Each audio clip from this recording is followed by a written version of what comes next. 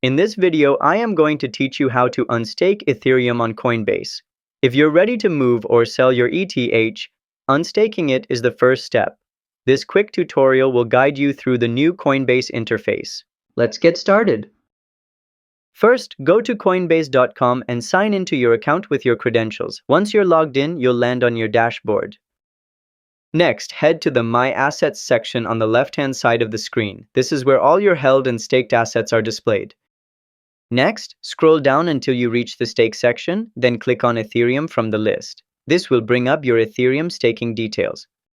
After that, scroll again until you find the stake or wrap section and click on See Options. This will show you all available staking actions.